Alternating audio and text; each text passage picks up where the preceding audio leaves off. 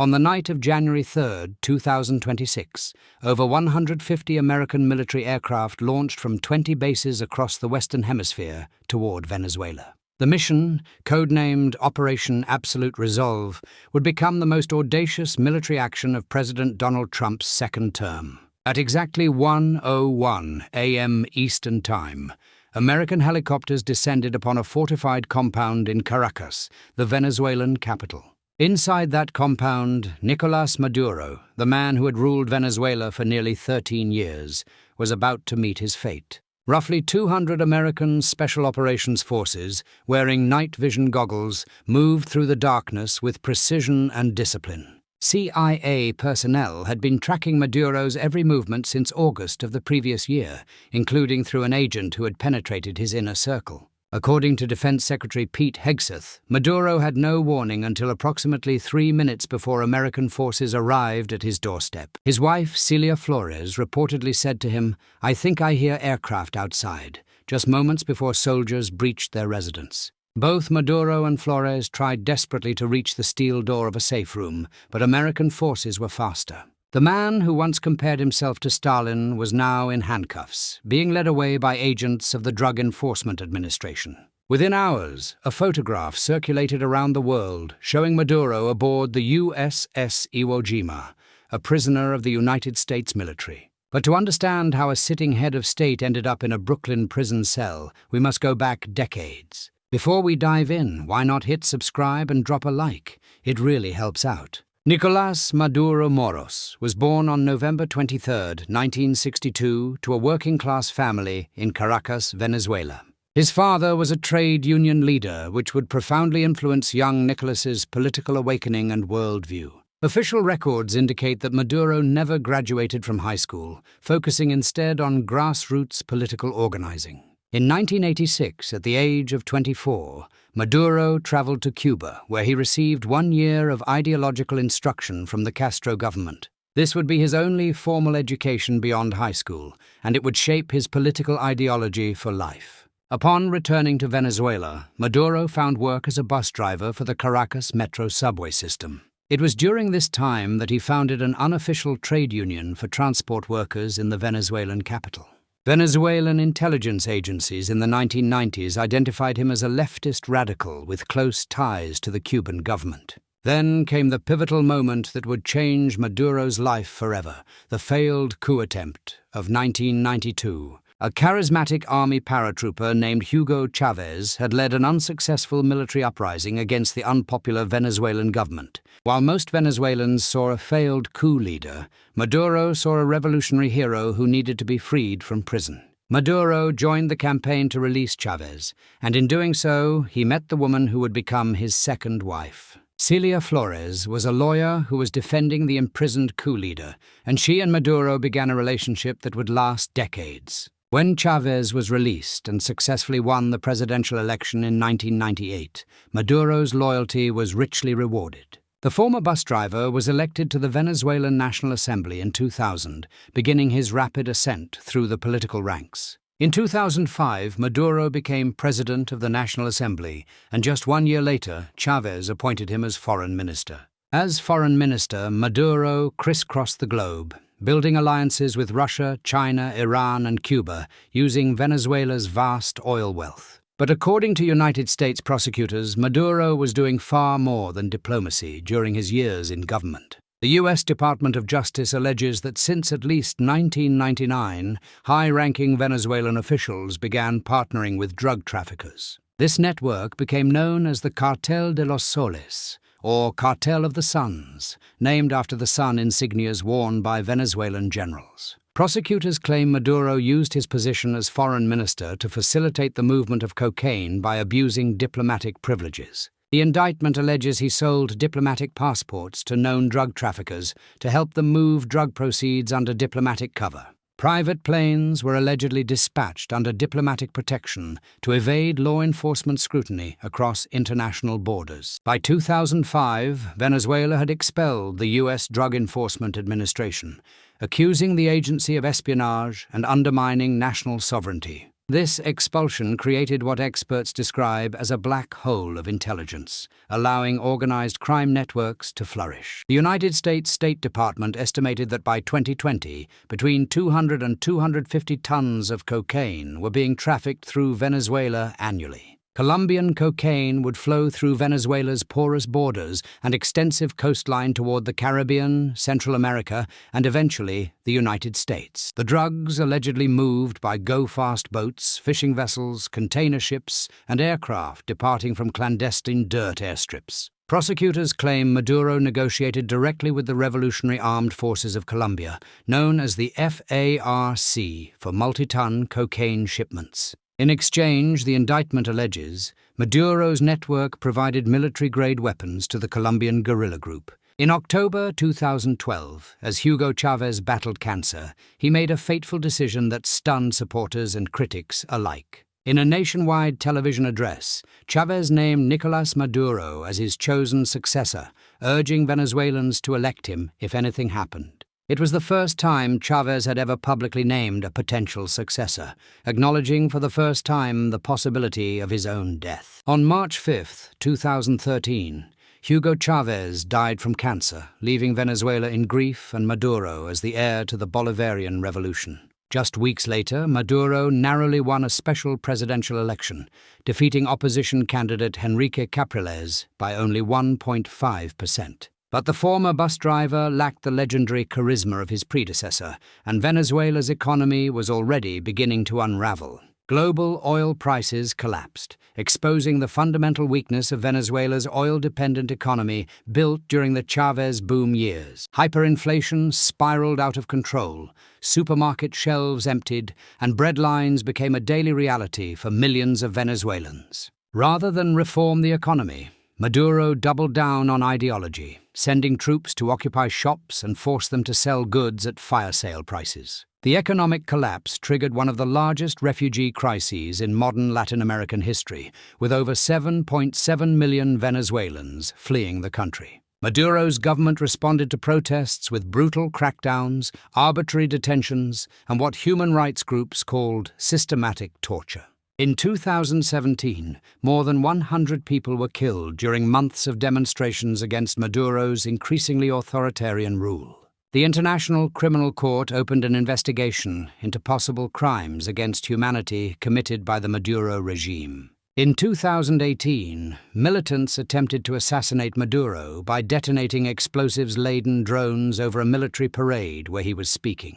Maduro survived the attack, but reduced his public appearances and limited live broadcasts, increasingly isolated within his own country. That same year, Maduro ran for re-election in a contest widely condemned as fraudulent after opposition leaders were barred or imprisoned. More than 50 countries, including the United States, refused to recognize Maduro's 2018 re-election as legitimate. In January 2019, opposition leader Juan Guaidó declared himself interim president, with the backing of the United States and dozens of other nations. But Maduro retained control of the military, the courts, and the security apparatus, and Guaidó's challenge ultimately collapsed. Meanwhile, in March 2020, the United States Department of Justice unsealed a devastating indictment against Maduro himself. Federal prosecutors charged the sitting Venezuelan president with narco-terrorism, cocaine importation, and weapons offenses. The State Department offered a reward of up to $15 million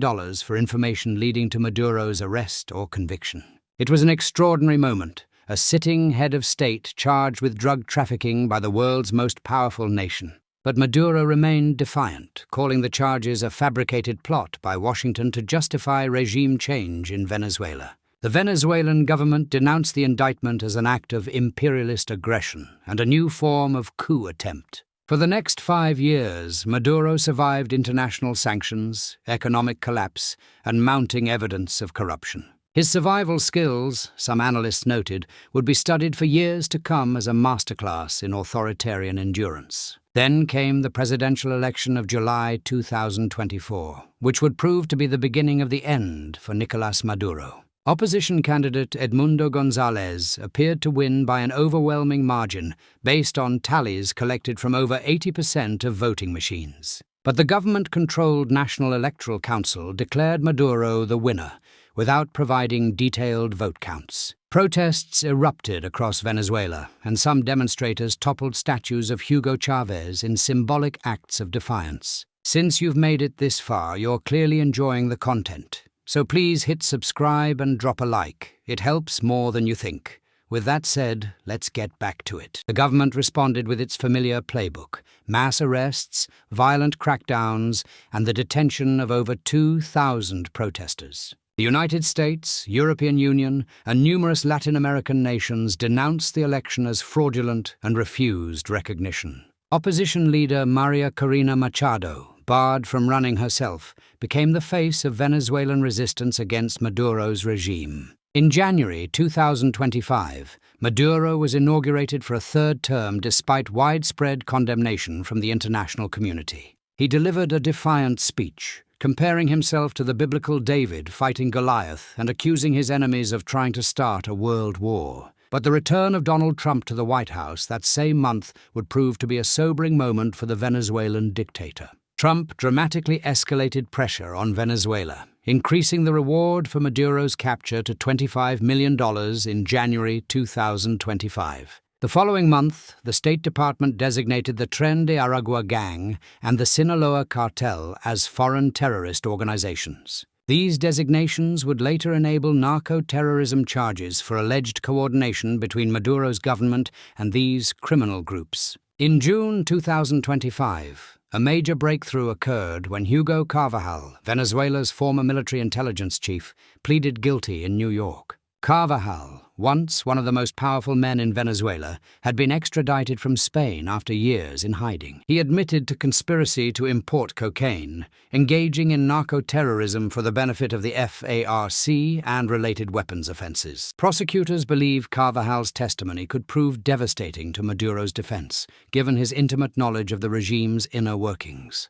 In July 2025, the Treasury Department designated the Cartel of the Suns as a specially designated global terrorist organization. In August, the reward for Maduro's capture was raised again, this time to an unprecedented $50 million.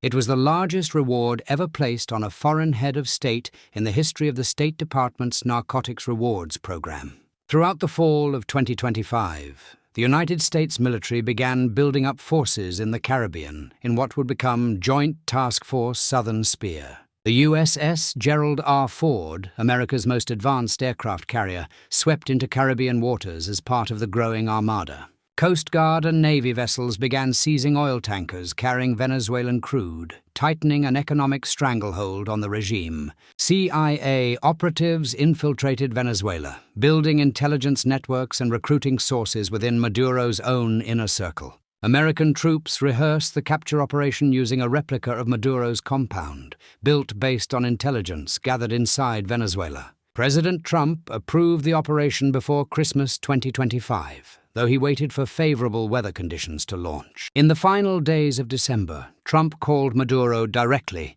offering him one last chance to surrender peacefully. Maduro reportedly came close to accepting, but ultimately decided to call Trump's bluff and remain in power. It was the gamble of his life, and he lost. On Friday, January 3, 2026, at 10:46 p.m. Eastern Time, Trump gave the final authorization to launch Operation Absolute Resolve. As aircraft approached Caracas, American cyber operations disabled Venezuelan defense systems and communications networks. Fighter jets including F-22s, F-35s, F-18, and B-1 bombers dismantled Venezuelan air defenses to ensure safe passage for the helicopters. The extraction force, which included FBI agents alongside special operations soldiers, flew into Venezuela at just 100 feet above the water. They came under fire upon arrival at the target area, but replied with overwhelming force in self-defense. One American helicopter was hit but remained flyable, and all U.S. forces returned home without a single fatality. Venezuelan officials later claimed that approximately 100 people were killed during the operation, with a similar number wounded. Cuba revealed that 32 of its citizens died during the raid, personnel who had been carrying out missions for Cuban armed forces. By dawn, Maduro and his wife were aboard the USS Iwo Jima, heading toward a fate that seemed unimaginable just hours earlier. On January 5, 2026, Nicolás Maduro was led into a Manhattan federal courtroom in handcuffs for his arraignment. "I am the president of Venezuela," he declared. "I consider myself a prisoner of war. I was captured at my home in Caracas." Both Maduro and his wife pleaded not guilty to all charges, with the next court proceeding scheduled for March 17th. They are now being held at the Metropolitan Detention Center in Brooklyn, New York, awaiting trial. Maduro faces 4 federal charges: narco-terrorism conspiracy, cocaine importation conspiracy, and 2 weapons-related offenses. The narco-terrorism charge alone carries a mandatory minimum sentence of 20 years and a maximum of life in prison. Florida's Attorney General has indicated that state charges may also be filed, potentially exposing Maduro to the death penalty under Florida law. The case draws inevitable comparisons to the 1989 capture of Panamanian dictator Manuel Noriega by American forces. Noriega was convicted in 1992 on drug trafficking charges and sentenced to 40 years in prison, ultimately serving 17 years. He spent additional time in French and Panamanian prisons before dying in 2017, having never regained his freedom. Maduro's legal team is expected to argue that he possesses head of state immunity and cannot be prosecuted in American courts. But since 2019, neither Democratic nor Republican administrations have recognized Maduro as Venezuela's legitimate president. His capture marks a historic moment, the first time since Noriega that American forces have seized a sitting leader to face domestic criminal charges. Back in Venezuela, Vice President Delcy Rodriguez was sworn in as acting president to lead a nation in turmoil. Venezuelans celebrated in the streets of 30 countries and 130 cities, hoping that freedom for their homeland may finally be near. Maria Corina Machado, who received the Nobel Peace Prize in 2025 for her work in Venezuela, thanked President Trump for the operation. Whatever happens in the courtrooms of Manhattan, the story of Nicolás Maduro, from bus driver to president to prisoner, is a warning to dictators everywhere. The full wrath of American justice, as Attorney General Pam Bondi promised, has only just begun to unfold. If you found this perspective valuable, consider subscribing. Let me know your thoughts in the comments. I read every one of them. Thank you for watching.